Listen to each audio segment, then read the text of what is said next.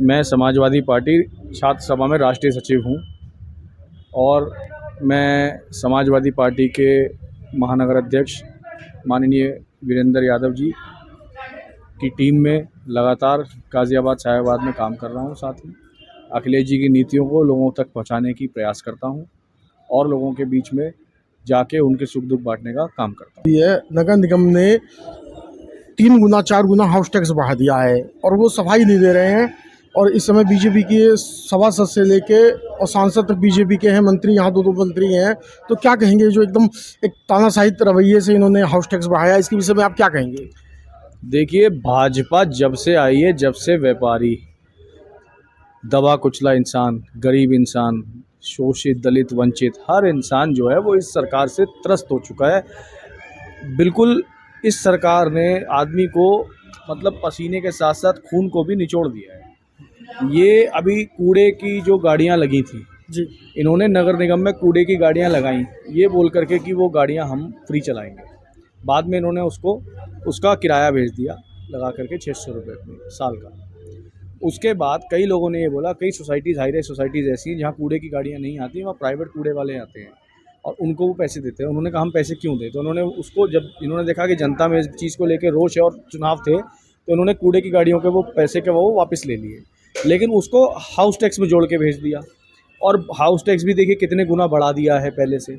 आप कोई ऐसी फैसिलिटीज़ दे नहीं दे। आप आज देखेंगे हाउस टैक्स आदमी देता है, हाउस टैक्स देगा, रजिस्ट्री के पैसे भी भरता है आदमी, है ना, उसमें भी सरकार को पैसा देता है। आप सड़क पे जब चलते हैं तो कहीं आपने पूरे गाज़ियाबाद में उठा के देख लीजिएगा, गाज़ियाबाद का जो सौंदर्यकरण माननीय राष्ट्रीय अध्यक्ष अखिलेश यादव जी पूर्व मुख्यमंत्री करके गए थे, आज तक वही काम हो, इन्होंने कोई नया काम नहीं किया। और उस काम को सारी जगह कूड़े की जो जगह है कहीं बिखरा पड़ा रहता है।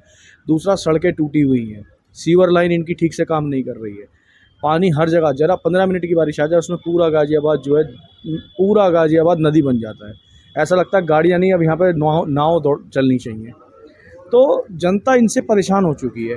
और अभी मैंने लखनऊ की एक न्यूज़ पढ़ी थी, वीडियो, आप जैसे पत्रकार भाइयों के माध्यम से वो वीडियो सामने आई थी, जिसमें कई हाई राइज सोसाइटियों के लखनऊ के लोगों ने धरना दिया। तो उन्होंने ये कहा कि हमने स्वयं अपने RWA के पैसे इकट्ठे करके गाड़ियाँ लगाई, कूड़े की खरीदी, उसमें एक ड्राइवर रखा जिसकी हमने महीने की तनख्वाह मानी। अब वो लेके जाता है और जो भी इनका डंप यार्ड है जहाँ पे ये सारा कूड़ा डालते हैं वहाँ वो डाल के आता है। तो फिर हम इसका पैसा क्यों दें? तो जनता से जेब कटाई क्यों करी जा रही है सरकार के द्वारा? अच्छा, ये 27 की तैयारी चालू हो चुकी है, ये आप भी जानते हैं क्योंकि आप नेता हैं, समाजवादी पार्टी के नेता हैं। इस समय माहौल बनना चालू हो गया है। अब पूर्वांचल में समाजवादी पार्टी की आंधी चल रही है, तो वो आंधी जो है सुनामी में तब्दील होगी, वो पश्चिमी उत्तर प्रदेश पे आएगी, क्या आपका अनुमान कहता है? देखिए, मेरा अनुमान, आप जैसे एक पत्रकार भाई ने एक बार 24 के चुनाव से पहले भी मेरा एक इंटरव्यू लिया था, मैंने उसमें कहा था, तो उसमें एक बीजेपी के प्रवक्ता साथी साथ थे, तो उन्होंने कहा समाजवादी पार्टी का समाप्त हो जाएगी, सफाया हो जाएगा। तो मैंने उन्हें कहा था अभी चंद महीने बचे हैं चुनाव में, लोकसभा के आपके सामने रिजल्ट आया, समाजवादी पार्टी ने 37 सीटें जीती और समाजवादी गठबंधन ने 43 सीटें जीतने का काम किया उत्तर प्रदेश में। समाजवादी पार्टी उत्तर प्रदेश की सबसे बड़ी पार्टी और देश की तीसरी सबसे बड़ी पार्टी बन के उभरी।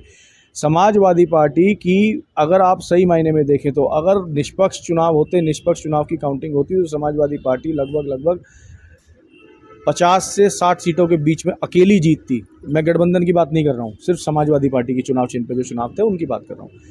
और लेकिन क्योंकि कई जगह हमारे सामने आया, जैसे फूलपुर की सीट में आया, फर्रुखाबाद में आया, जीता हुआ चुनाव हरा दिया गया, डीएम ने कई घंटे तक लाइट काटी रखी और भाजपा के प्रत्याशी को प्रमाण पत्र दे दिया गया जीत का।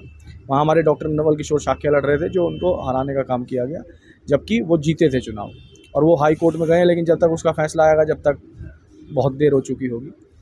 और आपने अभी बात करी लोकसभा विधानसभा चुनाव 2027 की, जो आगामी चुनाव होंगे, आगामी चुनाव में अखिलेश यादव जी की सुनामी आएगी, क्योंकि जब तक आप काम नहीं करेंगे, देखिए भाजपा ने सही मायने में, मैं इस समाजवादी पार्टी से मेरा ताल्लुक है या मैं जुड़ा हूँ इसलिए नहीं बोल रहा हूँ, मैं जो देख रहा हूँ वो बोल रहा हूँ, मैं सच्चाई बोल रहा हूँ। और आप पत्रकार हैं, आप इस बात से लोगों को अवगत कराइए कि समाजवादी पार्टी के कार्यकाल में जितने काम हुए थे, भाजपा के कार्यकाल में एक काम बता दो जो हुआ हो, जो समाजवादी का काम, एक या तो कोई ऐसा काम है जो अधूरा छूट गया, जो सरकार चली गई, इनकी सरकार आ गई, इन्होंने वो कंटिन्यू कर दिया हो, कोई काम, एक नया काम बता दो जो भाजपा ने कराओ, एक काम आप बता दो पूरे उत्तर प्रदेश में।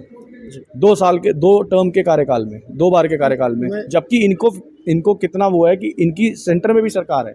समाजवादी की सरकार तो सेंटर में नहीं थी, अकेली समाजवादी की सरकार थी।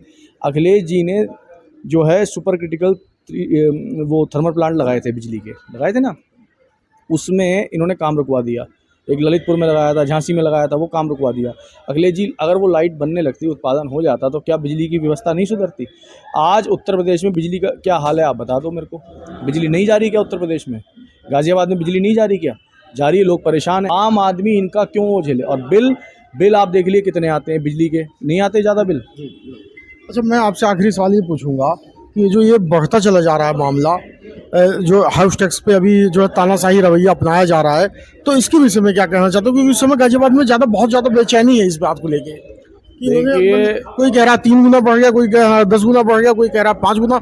नगर निगम कोई जवाब नहीं दे रहा है, बीजेपी का कोई आदमी कुछ बोल नहीं रहा। निगम क्या जवाब देगा? मैंने अभी मेरे को पीछे फिर मैं बोलूँगा आप लोगों के जैसे भाइयों के माध्यम से एक सूचना मिली कि भाजपा के 70 से 80 पार्षद भाजपा की मौजूदा मेयर के खिलाफ चल रहे हैं। जब तक इनमें आपस में कोऑर्डिनेशन नहीं होगा, ये जनता का भला कैसे करेंगे? अच्छा, मैं ये आखिरी सवाल आपसे पूछना चाहता हूँ, आप जनता से कोई अपील करना चाहते हैं? मेरी तो जनता से ये अपील है कि जनता को हिंदू, मुस्लिम और धर्म जातियों से ऊपर उठ करके काम के आधार पे अपना नेता चुनना चाहिए। जात, धर्म, बिरादरी के आधार पे आप अपने लिए रिश्ते चुनो, शादियां करो।